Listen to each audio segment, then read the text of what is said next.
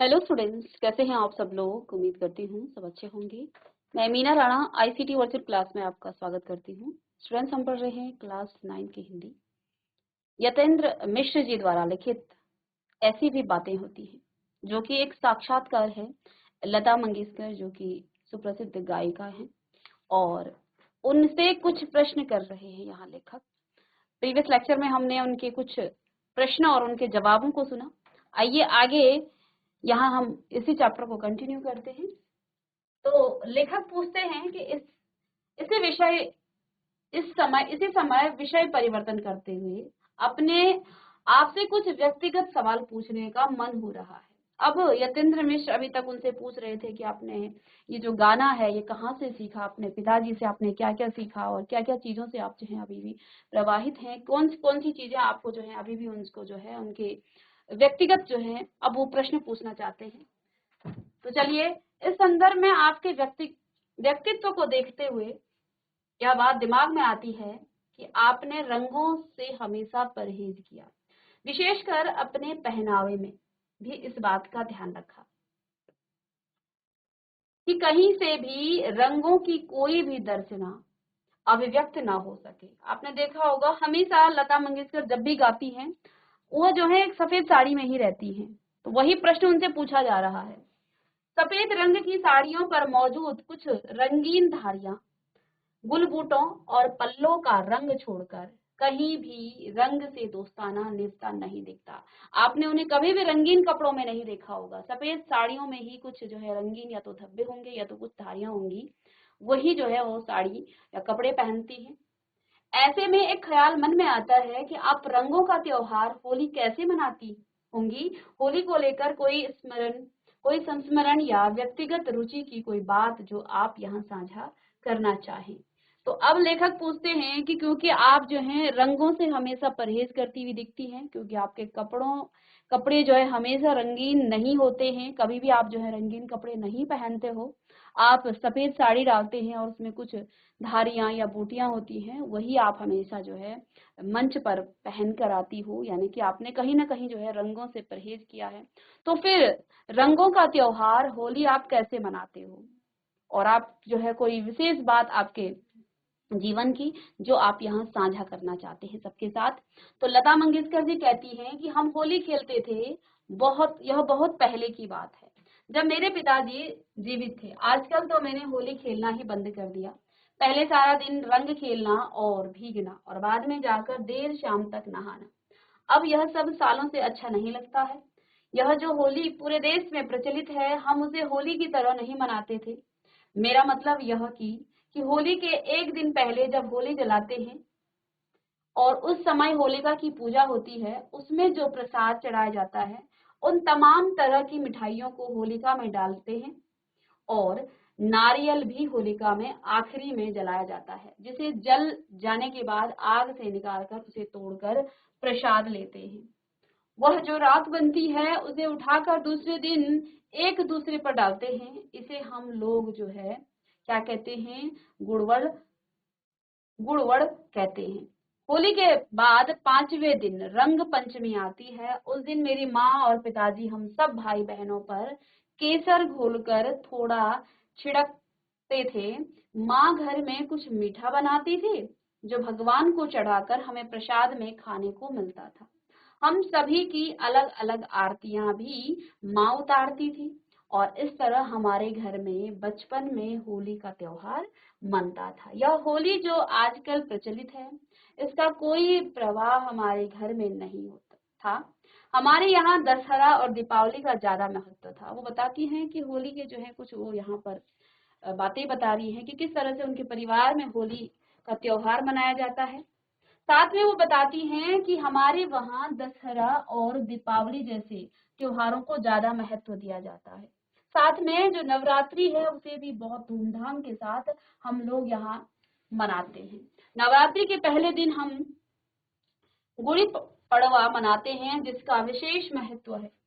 इसमें हम घर में बाहर गुड़ी बांधते हैं और कलश स्थापना करते हैं। सूर्योदय के समय ही गुड़ी पर बतासों की माला या हार बनाकर चढ़ाई जाती है, जिसे सूर्यास्त होने तक उतार लिया जाता है और प्रसाद के रूप में घर के सभी सदस्य उसे लेते हैं। यह एक बहुत ही महत्वपूर्ण आयोजन है हमारी तरफ, और ऐसी मान्यता है कि भगवान राम 14 वर्ष बाद जब अयोध्या लौटे थे, तो हर घर में ऐसी ही बतासों की लड़ी सजाकर गुड़ी बांधी गई थी। और महाराष्ट्र में ऐसा ही कहा जाता है, पहले दिन गुड़ी बांधने के बाद 9 दिन तक उत्सव मनाया जाता है, जिसके अंत में नवमी पर राम जी के जन्म की तिथि रामनवमी आती है। ठीक है, यह तो त्योहार हम राम आगमन मानकर मानते हैं। ये त्योहार जो वो मनाते हैं वो राम के आगमन को मानते हुए मानते हैं, जबकि बाकी जगहों पर दुर्गा की आराधना में नवरात्रि होता है। कहती है हम तो ये जो त्योहार है नवरात्रि का, हम तो राम के आगमन को मानकर ही मनाते हैं, लेकिन अन्य जगह जो है दुर्गा माता की पूजा होती है और 9 दिन तक लोग जो है दुर्गा माता की आराधना करते हैं। महाराष्ट्र में उस तरह नवरात्र नहीं मनता है जिस तरह गुजरात, उत्तर प्रदेश और राजस्थान में दुर्गा की आराधना में यह त्योहार मनाया जाता है। तो महाराष्ट्र में जो है अलग अलग तरीके से जो है यहाँ पर नवरात्र को मनाया जाता है। यतेंद्र मिश्र अब नेक्स्ट प्रश्न करते हैं, त्योहारों की ऐसी कोई खास बात जो आपके शुरुआती जीवन में परंपरा की तरह निभती रही हो और जिसे आपने बाद में भी पूरी आत्मीयता के साथ निभाना जारी रखा हो। तो अब लेखक का नेक्स्ट प्रश्न है कि त्योहारों की ऐसी कोई खास बात जो आपके शुरुआती जीवन में परंपरा की तरह निभती रही हो और जिसे अपने बाद में भी पूरी आत्मीयता के साथ निभाना। अब देखो हमारे परिवार से जो है कुछ ऐसी परंपरा होती है जो पहले हमारे पेरेंट्स हमें सिखाते हैं, मतलब पहले पेरेंट्स बनाते हैं, और कहीं ना कहीं कुछ चीजें हमारे मन पर जो है इस तरह से हावी हो जाती हैं कि पूरे जीवन हम जो है उसी परंपरा पर चलते हैं। तो यही प्रश्न कर रहे हैं कि आपने त्योहारों की कोई ऐसी खास बात हो जो आपके शुरुआती जीवन में परंपरा की तरह निभती हो और बाद में आप भी जो है उसे बड़ी आत्मीयता, बड़ी जो है दिल से आप उसे मनाते हैं, क्योंकि आपके पेरेंट्स ने भी कहीं ना कहीं जो है अपने बड़े बुजुर्गों से ही कोई परंपरा जब चलती है तो उन्हीं से सीखा होगा, तो वो भी उस परंपरा को आगे बढ़ाते हैं। और आपके पेरेंट्स से भी कुछ ना कुछ आपके घर के जो संस्कार होते हैं वो आप को जो है, आप चाहे एक घर में 3 या 4 बच्चे होते हैं या 2 बच्चे होते हैं, तो कोई ना कोई उसे ग्रहण करता है और आगे अपने जीवन में उसे उतारता है, उस परंपरा को आगे ले जाता है। तो यही तो हमारी परंपरा है। तो यही प्रश्न कर रहे हैं कि ऐसा त्योहारों का कुछ ऐसी कोई खास बात जो पहले आपकी परंपरा की तरह मनाया जाता होगा आपके परिवार में और बाद में जो है आपने भी जो है बड़ी आत्मीयता के साथ उसको निभाना, उसको जारी रखा हो। तो लता मंगेशकर जी बताती हैं कि ऐसी कोई खास बात मुझे याद नहीं आती, अलबत्ता इतना जरूर कहूंगी कि 50 का दशक रहा होगा जब मैं फिल्म इंडस्ट्री में नई नई आई थी और मेरा काम कुछ चल निकलना शुरू हुआ था। उस दौरान मैंने कुछ सालों तक दिवाली के दिन अपने सीनियर म्यूजिक डायरेक्टर्स के यहाँ मिठाई लेकर जाने का चलन शुरू किया था। आप सुनकर हैरान होंगे कि मैं एन दिवाली के दिन तड़के 5 बजे ही नहा धोकर बहुत सारे संगीतकारों के घर मिठाई लेकर पहुंच जाती थी। एक बार बड़ा मजेदार वाकया जो है हुआ कि मैं नौसाद साहब के घर सुबह करीब 5:30 बजे पहुंच गई और जब कॉलबेल बजाया तो उम्मीदें से नौसाद साहब मुझे गेट पर खड़ा देखकर डर गए। वे डर कर पूछने लगे, लता बाई सब खैरियत तो है, इतने सवेरे क्या मुसीबत आन पड़ी? मैंने उन्हें हंसकर कहा, कुछ नहीं नौसाद साहब, आज दिवाली है तो आपको बधाई देने और मिठाई पहुंचाने चली आई। इस पर वे बोले, अरे इतनी सुबह क्यों परेशान हुई? तब मैंने उनको हंसते हुए जवाब दिया कि नौसाद साहब आपके अलावा मुझे अभी 2-3 जगह अनिल विश्वास जी, रसन लाल, मदन भैया और बर्मन दादा के यहाँ भी जाना है। इस पर वे लाड से भरकर बोले, हाँ मैं बिल्कुल भूल गया, लेकिन पहले बैठो, चाय पियो और मुंह मीठा करो, फिर जाने देंगे।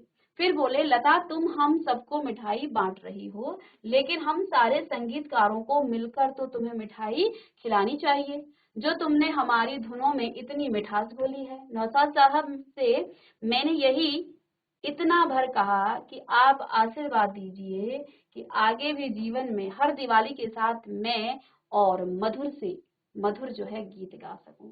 तो इधर जो है अपनी त्योहारों की कुछ बात जो है वो हमारे सामने शेयर किया, हमारे सामने साझा किया किसने, लता मंगेशकर जी ने, कि वो जो भी उनके साथ संगीतकार थे उनकी वहाँ दिवाली में मिठाई बांटने जाते थे, जैसे कि हम लोग भी करते हैं, जो हमारे रिश्तेदार होते हैं, अपने होते हैं, उनको हम मिठाइयाँ बांटते हैं।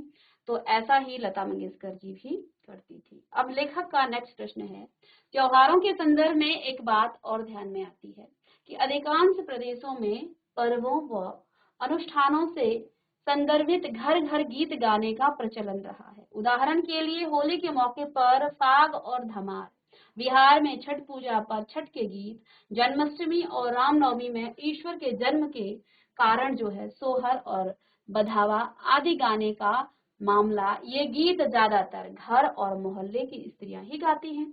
गायन एक रिवाज की तरह कायम है। ऐसे में महाराष्ट्र के संदर्भ में आपके देखे ऐसे कौन से अवसर हैं। अब नेक्स्ट प्रश्न यहाँ पर लेखक पूछते हैं कि आपने देखा होगा कि घरों में जब त्योहार होते हैं तो हर त्योहार में आप देखते होंगे कि जो अ, घर की जो महिलाएं होती हैं वो गीत गाती हैं, और हर त्योहार में, चाहे वो जन्म हो या कोई त्योहार हो, ईश्वर, छठ पूजा में आप देखते होंगे तो अलग अलग जो है गीत गाए जाते हैं, है ना। तो गायन का एक रिवाज की तरह जो है कायम हो गया है। ऐसे में पूछते हैं कि महाराष्ट्र के संदर्भ में आपके देखे ऐसे कौन से अवसर है आए हैं। तो आपने जो है महाराष्ट्र में ऐसे कौन से संदर्भ में जो है देखे हैं, कौन से मौके पर जो है गाने गाए जाते हैं। लता मंगेशकर जी हंसते हुए कहती हैं कि हमारे यहाँ होली और दिवाली पर तो इस तरह घरों में गीत नहीं होता। यह जरूर है कि विवाह के बाद जब नई बहू घर में आती है तब एक पूजा होती है घरों में, जिसमें पास पड़ोस की बहुत सारी औरतें आती हैं। यह मंगला गौर कहलाता है। सारी औरतें बिल्कुल मुग्ध भाव से गीत गाती हैं और नाचती भी हैं, बिल्कुल ठेठ गवई अंदाज में। यह मंगला गौर का उत्सव मनाया जाता है। अगर आहिस्ता आहिस्ता, मगर आहिस्ता आहिस्ता वह भी अब खत्म हो रहा है। यानी कि ये भी एक परंपरा थी कि जब ये महाराष्ट्र के बारे में बात बता रही है कि हमारे वहाँ जो है कुछ खास ऐसे त्योहारों में तो कोई गाने नहीं गाए जाते हैं, कोई गीत नहीं गाया जाता है, लेकिन जब विवाह के बाद नई बहू घर आती है उसके बाद आसपास पड़ोस की जो औरतें हैं वो आपस में मंगला गौर गाती हैं और एक दूसरे से जो है गाने के बाद मुग्ध होती हैं और नाचती भी हैं। लेकिन अब जो है ये बिल्कुल धीरे धीरे जो है खत्म होता जा रहा है।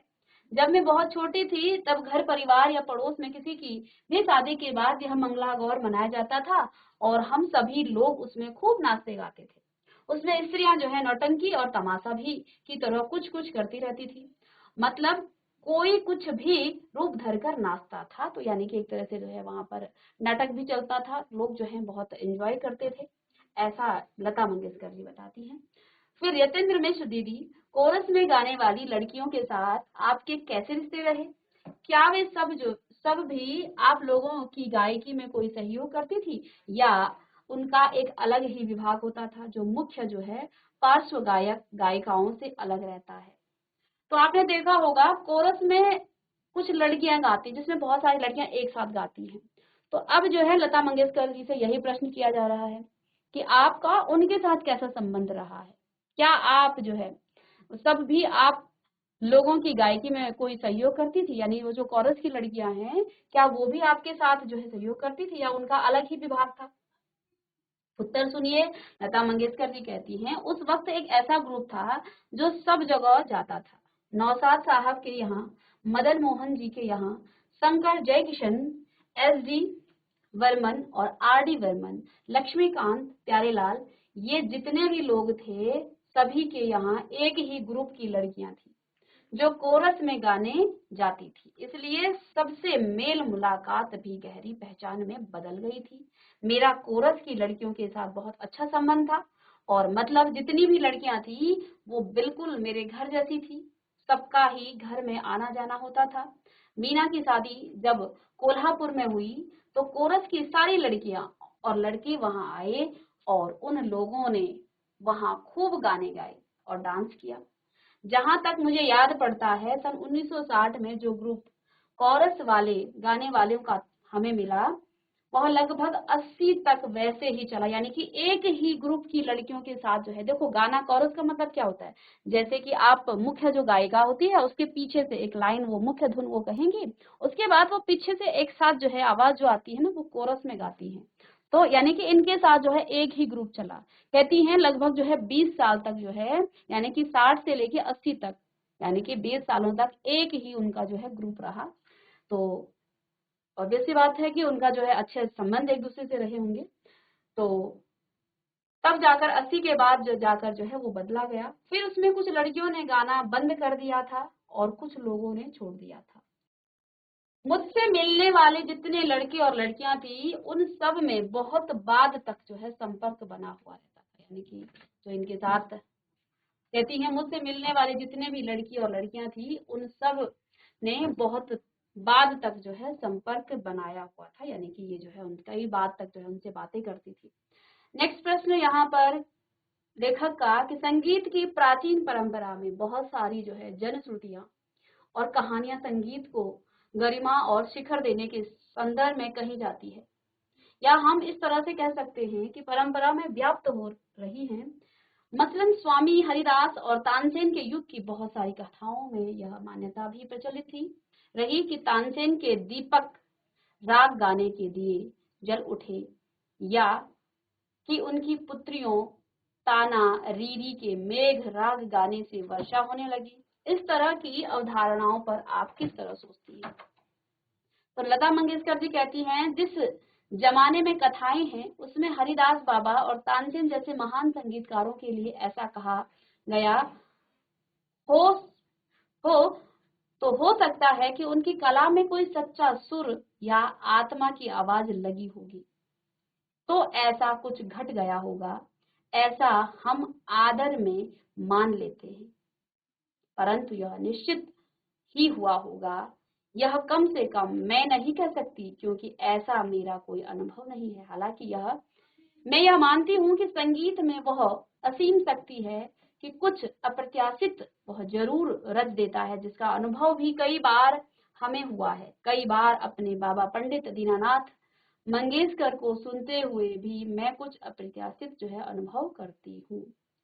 आपको एक वाकया मैं बताती हूँ कि मैं मुंबई में उस्ताद अली और अकबर खान और पंडित रविशंकर का एक कंसर्ट सुन रही थी।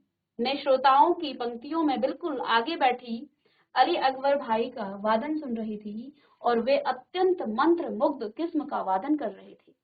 तभी कुछ समय बीता हुआ, मसलन 50-60 मिनट की ठंड से उसके सरोद का एक तारा जो है टूटा और उन्हें बजाना बंद करना पड़ा। जब वे उठकर पीछे ग्रीन रूम में आए तो उनसे मिलने में भी वहां गई। मैंने बोला आप बहुत सुंदर बजा रहे थे, काश कि यह तार न टूटता और हम पूरी तरह राग को अंत तक सुन पाते। इस पर अली अकबर भाई ने एक बड़ी मार्मिक बात कही जो आज तक मुझे भूलती नहीं। वे बोले बहन, जब बहुत सुर में तार लगता है तो टूट जाता है।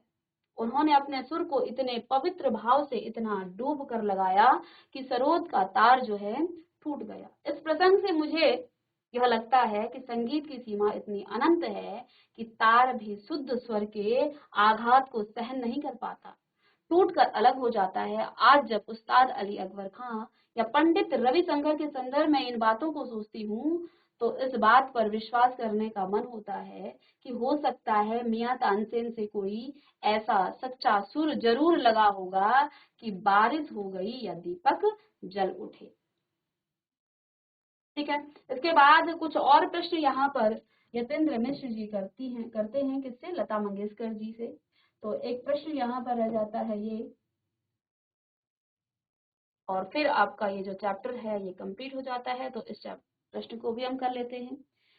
तो अंतिम प्रश्न यहाँ पर लेखक लता मंगेशकर जी से कर रही हैं कि दीदी आप तो घर घर में व्याप्त हैं, आपकी आवाज से लोगों की सुबह होती है, और अगर मैं अतिरिक्त नहीं कर रहा तो यह कहना वाजिब है कि आप अमर हैं और दूसरी लता मंगेशकर होना इस दुनिया में संभव नहीं है। तो लता मंगेशकर जी कहती हैं कि मुझे भगवान ने बहुत कुछ दिया है, मुझे किसी बात की शिकायत नहीं, मैं बहुत खुश हूँ। आप जैसे लोग अगर यह मानते हैं कि मैं अमर हूँ, तो यह मुझे मिलने वाले उस प्यार जैसा ही है जो दुनिया में मुझे दिया है, जो दुनिया ने मुझे दिया है। मेरा गाना अमर है, पर शरीर तो अमर नहीं, उसे तो जाना ही है, आज नहीं तो कल, कल नहीं तो परसों, या किसी न किसी दिन। इस बात पर मुझे कोई अफसोस नहीं होता, वह तो होकर रहेगा। हमारे यहाँ यही कहा जाता है कि गाँव गेला बाहुन, नाव गेला राहुन। मतलब गाँव तो बह जाता है, लेकिन जो नाम है वह रह जाता है। मैं इसको हमेशा से मानती हूँ।